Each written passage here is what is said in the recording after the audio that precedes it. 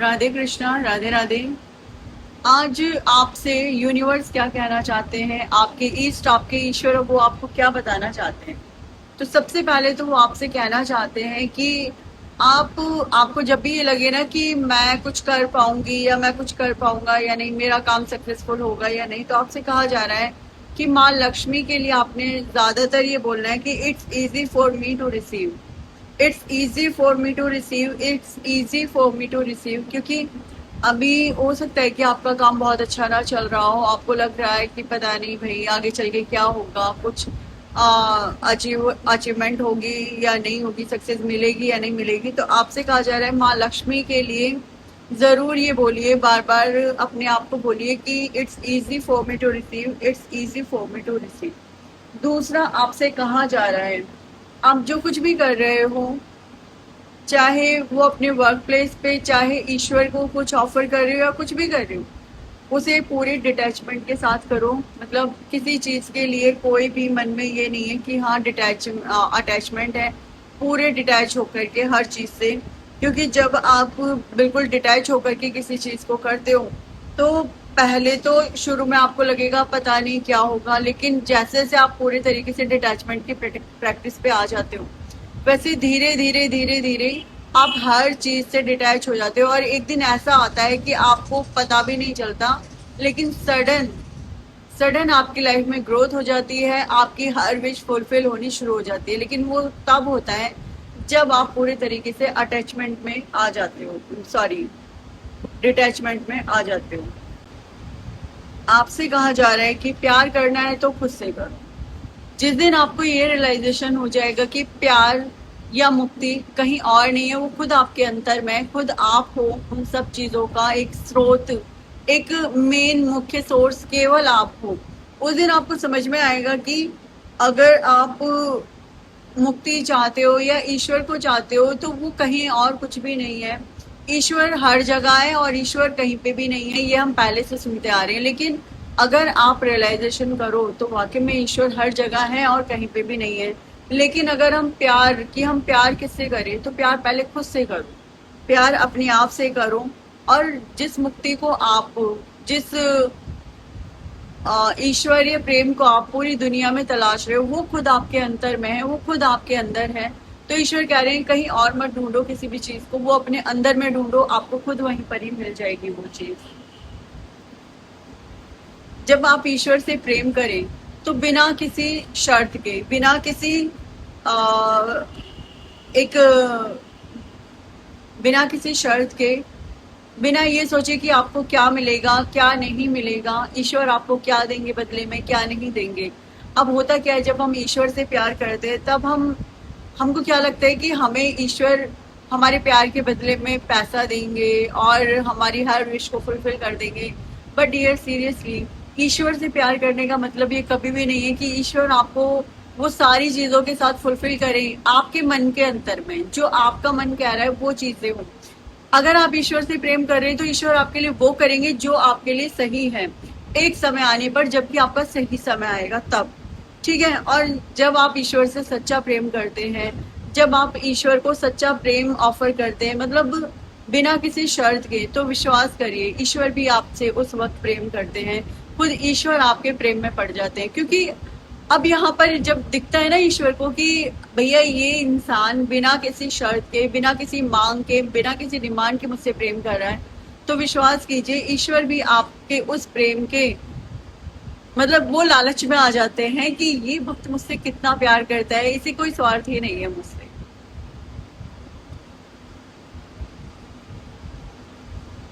आपसे कहा जा रहा है ईश्वर को इनवाइट करो अपनी हेल्प के लिए। मतलब हेल्प भी इन द सेंस कि आप उनसे कहो कि हे ईश्वर, जो आप कहोगे सो मैं सब करने के लिए तैयार हूँ, आप जो कहोगे वो मैं करने के लिए रेडी हूँ, आप मुझे बताइए कि मुझे करना क्या है। तो यहाँ पर ईश्वर कह रहे हैं कि invite the divine to pursue you, seriously just say I am finally ready God pursue. मतलब आप कह रहे हो ईश्वर से कि मुझे बताइए मुझे क्या करना है और मैं वो सब करने के लिए तैयार हूँ, जैसे कि जो आप कहोगे वो मैं करूंगा या वो मैं करूंगी, लाइक दैट। ठीक है। तो ईश्वर कह रहे हैं कि आप हमें एक बार बोल दो इस चीज को, और अपने अंतर में भी उस चीज को रखो, केवल बोलना ही नहीं है, उस चीज को अपने अंतर में भी रखो कि आप जो कहोगे सो मैं करने के लिए रेडी हूँ। लॉस, ऐसा हो सकता है कि ऐसा हो सकता है कि पास्ट में आपने बहुत सारे लॉसेस देखे हो, मनी से रिलेटेड, हेल्थ से रिलेटेड,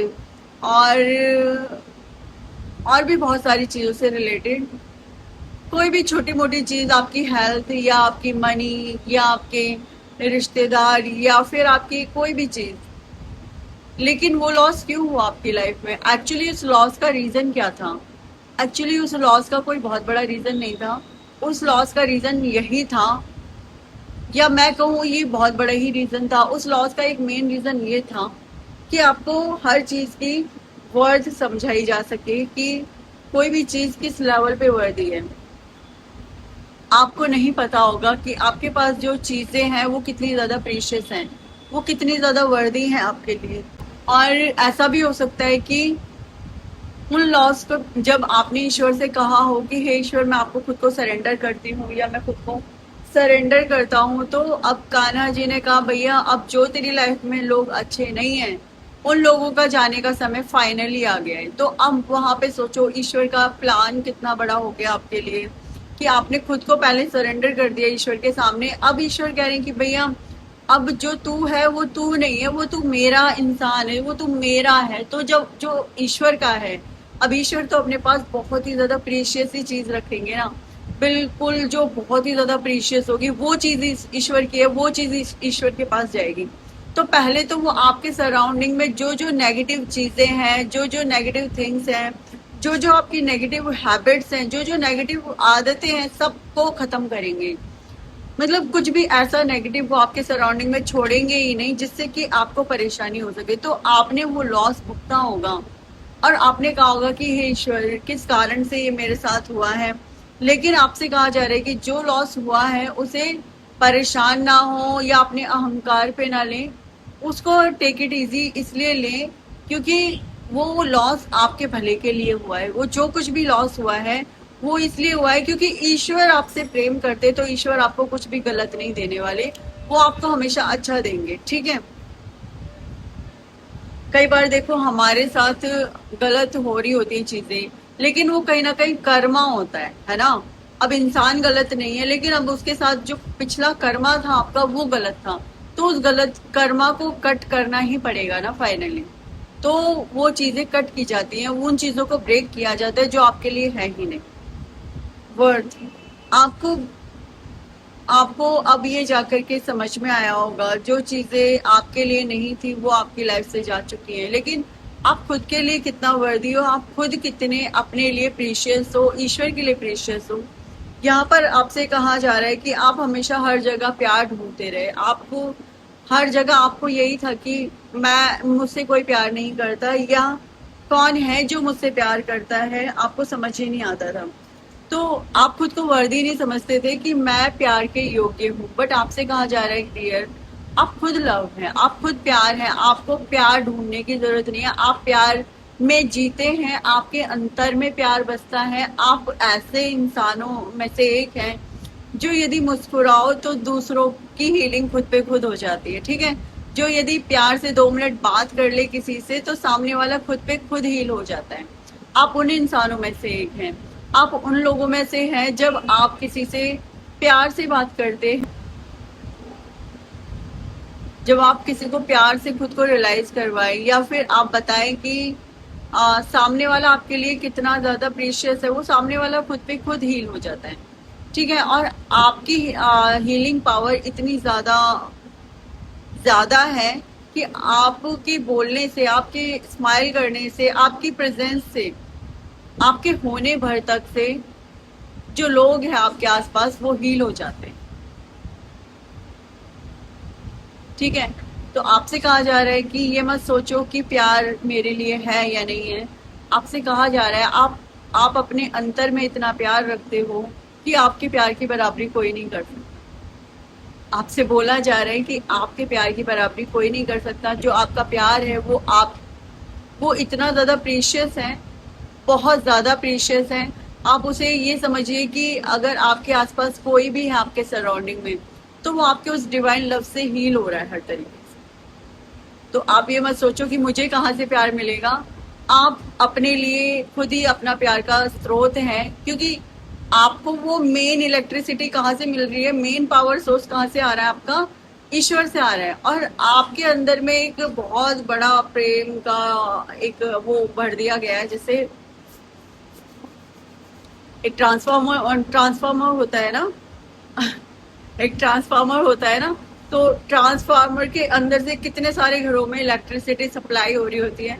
तो इसी तरीके से आप प्रेम का वो ट्रांसफार्मर है कि पशु पक्षी, कोई भी पौधे आपके सराउंडिंग में आके, या कोई भी मनुष्य, कोई भी कितना भी हार्ट मनुष्य है, कितना भी पेन में है, यदि वो जस्ट आपके नियर बाय ही घूम रहा है, तो आप वो खुद महसूस करेगा कि वो अंदर से हील हो रहा है। ठीक है, वो खुद महसूस करेगा। आपके सराउंडिंग में कोई भी आसपास में इंसान होगा, या पशु होगा, या पक्षी होगा, या कोई पौधे हैं, तो वो खुद ही हील होना शुरू हो जाएंगे by your love, divine love. क्योंकि आपका प्रेम आपके ईश्वर से आ रहा है, कहीं और से नहीं आ रहा है। समझे मेरी बात? तो इस प्यार के लिए ना परेशान होना बंद कर दीजिए कि ये प्यार मुझे क्यों नहीं मिलता। अब आपके अंदर इतना प्यार है, तो आपके जैसा प्यार आपको कौन देगा बताओ? सिर्फ ईश्वर ही आपको वो प्रेम दे सकते हैं। आप दूसरों को प्रेम बांटने आए हैं, ना कि दूसरों से प्रेम लेने आए हैं। मैं सीरियसली अगर एक चीज बोलूँ ना, आप इतना बड़ा एक ईश्वर ने प्लांट लगाया है आपके अंदर में, कि आपके अंदर से प्रेम कभी खत्म नहीं हो सकता। अब यहाँ पर लोग प्रेम का मतलब ना हमेशा गलत तरीके से ले लेते हैं। प्रेम का मतलब, उनका मतलब होता है किसी लड़के का किसी लड़की के साथ, किसी लड़की का किसी लड़के के साथ प्रेम होना, बट या अफेयर होना इधर उधर। बट यहाँ प्रेम का मतलब डिवाइन लव से है, अनकंडीशनल लव से है। जब हम अनकंडीशनल लव में होते हैं ना, तो हम पौधों से भी प्यार करते हैं, हम पशुओं से भी प्यार करते हैं, हम पक्षियों से भी प्यार करते हैं। हर मनुष्य के प्रति हमारा एक भाव होता है, जिसे हम कहते हैं ना एक भाव में रहना, समभाव में रहना। जब हम ईश्वर के प्रति प्रेम में होते हैं, तब हम अनकंडीशनल लव में होते हैं। तब हमारा ये सहस्रार चक्र ईश्वर के साथ कनेक्टेड होता है। और जब हम ईश्वर के साथ कनेक्टेड होते हैं पूरे तरीके से, तो हम डिवाइन लव में होते हैं। और जब हम डिवाइन लव में होते हैं, तो वो हमारा प्यार किसी एक के लिए कैसे हो सकता है? क्योंकि हमारे साथ ईश्वर कनेक्टेड है। हम जो जितनी भी बड़ी पृथ्वी है, हम उसको अपना एक घर मानते हैं, और उस घर के अंदर जितने भी लोग हैं, वो सब हमारे सदस्य हैं, वो सब हमारे मित्र हैं, वो सब हमारे बहन भाई, जो भी मानना चाहो आप। ठीक है, तो यहाँ डिवाइन लव की बात हो रही है, यहाँ किसी ऐसे प्यार की बात नहीं हो रही है जो लोग फालतू में समझते हैं। ठीक है, हाँ जी, मैंने बताना इसलिए जरूरी समझा, क्योंकि लोग गलत वे पे भी बहुत जल्दी समझ लेते हैं इस चीज। और जब हमारा इस तरीके का प्यार ईश्वर के साथ कनेक्ट हो जाता है, ये लव हमारा ईश्वर के साथ कनेक्ट हो जाता है, तो हमारी अवेकनिंग होती है। हमें हमारे ईश्वर के साथ पूरे तरीके से कनेक्ट कर देते हैं हमारे ईश्वर। और जब हम अवेकनिंग में आ जाते हैं पूरे तरीके से हमारी सोल अवेकन हो जाती है, तो उस वक्त हम अपना कुछ भी नहीं कर रहे होते हैं। हमारा दिमाग अपने तरीके से नहीं चल रहा होता है, हमारा दिमाग हमारे तरीके से नहीं चल रहा होता है, हमारा दिमाग चल रहा होता है हमारे ईश्वर के तरीके से, हमारे कृष्ण के तरीके से, हम जिस भी ईश्वरीय शक्ति को मानते हैं उनके तरीके से हमारा दिमाग चलने लगता है। देखिए यहाँ पर किस किस देवी देवता की प्रेजेंस आई हुई है। एक तो श्री कृष्ण भगवान की, ठीक है, सबसे पहले। दूसरा, यहाँ माँ तारा की भी प्रेजेंस आई है, माँ तारा, हाँ जी, माँ तारा की प्रेजेंस आई है। श्री गणेश भगवान की प्रेजेंस आई है, माँ लक्ष्मी की प्रेजेंस आई है।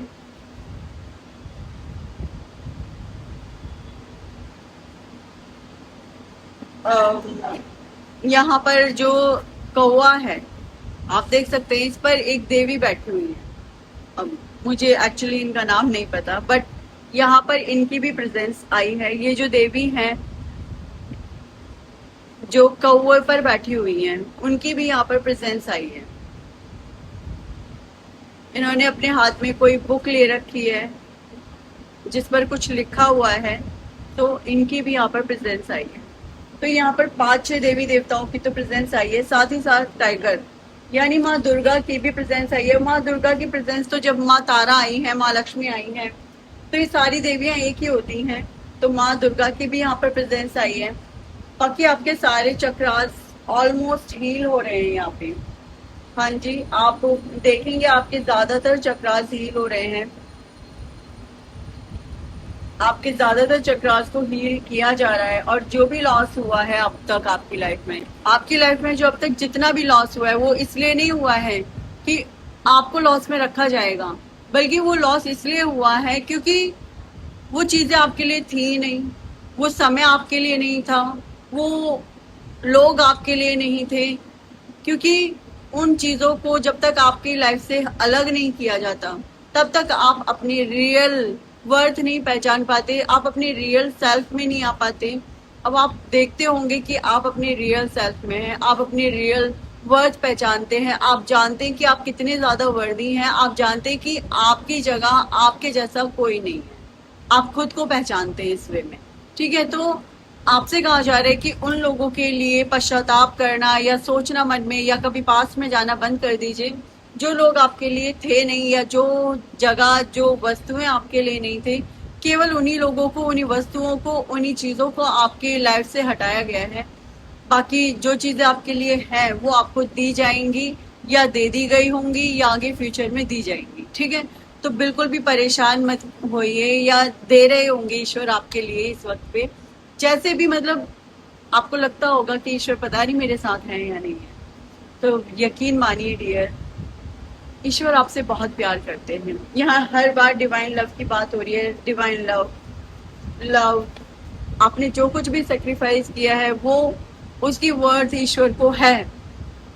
आपको लगता होगा पता नहीं ईश्वर मेरे इस सेक्रीफाइस को पहचानते या नहीं पहचानते जो मैंने किया है। आपसे कहा जा रहा है कि जितना प्यार आप ईश्वर से करते हैं, आपके ईश्वर आपसे उससे कहीं ज्यादा प्यार करते हैं। आपने खुद को डिवाइन लव में ओत प्रोत किया है, तो ईश्वर भी आपको आपके उस प्रेम को ना पहचानते हैं। ऐसा नहीं है कि सिर्फ आप ही प्रेम करते ईश्वर से, ईश्वर भी आपसे बहुत प्रेम करते हैं। आप डिवाइन लव में हैं, और जब डिवाइन लव में इंसान ऐसे ही नहीं आ जाता। डिवाइन लव में आपको क्या लगता है आप खुद से आ गए? ऐसा तो हो ही नहीं सकता ना। डिवाइन लव में हम तभी आ सकते हैं जब ईश्वर हमसे प्यार करते हो। जब तक ईश्वर हमसे प्यार नहीं करते होंगे तब तक हम उस डिवाइन लव में आ ही नहीं सकते, समझे? और जब हमसे ईश्वर प्यार करते हैं तभी तो हम डिवाइन लव में आ सकते हैं। आप इस प्यार की पराकाष्ठा को पहचानिए, आप इस प्यार को पहचानिए। सबसे पहले तो आपसे कहा जा रहा है अपनी इंट्यूशन के साथ कनेक्ट हो जाइए। आपकी इंट्यूशन आपको बहुत सही गाइड करती है। ठीक है, तो अपनी इंट्यूशन के साथ पूरे तरीके से कनेक्ट हो जाइए। आपके ईश्वर आपके आसपास ही रहते हैं, मुझे बताया जा रहा है। ठीक है, आप कई बार सोचते हो कि ईश्वर मुझे सुन रहे हैं या नहीं सुन रहे हैं, तो मुझे ये इस वक्त बताया जा रहा है कि आपके ईश्वर हर वक्त आपके आसपास ही रहते हैं। आप सो रहे हो, आप जाग रहे हो, आप खा रहे हो, आप पी रहे हो, आप चल रहे हो, आप कुछ काम कर रहे हो, एनी टाइम ईश्वर आपके साथ ही रहते हैं। मतलब हर टाइम वो आपके आसपास रहते हैं, आपके साथ रहते हैं। आपको जब भी आप कुछ गलत कर रहे होते हो उसी वक्त आपको टोक दिया जाता है कि क्या कर रहे हो, बी अवेयर, रुको। आपको उसी वक्त रोका जाता है कि मतलब एक गाइडेंस हमेशा रहती है आपके साथ। आपके ईश्वर आपके साथ फुल ऑन टाइम रहते हैं। मैं महसूस कर सकती हूँ वो आपके साथ पूरे टाइम रहते हैं। आप जब भी कुछ सही कर रहे हो आपको शाबाशी दी जाती है उनके द्वारा, हैंड टू हैंड बहुत सारा प्यार दिया जाता है उनके द्वारा, जिससे वो आपको उसी वक्त किस करते हैं, उसी वक्त आपको है ना गले से लगाते हैं इस टाइप से। तो आपको लगता है ना कि आपके ईश्वर पता नहीं आपको सुनते हैं नहीं सुनते, भाई वो आपसे बहुत प्यार करते हैं। बिलीव कीजिए इस पर, बिलीव कीजिए। ओके, राधे राधे, राधे कृष्ण।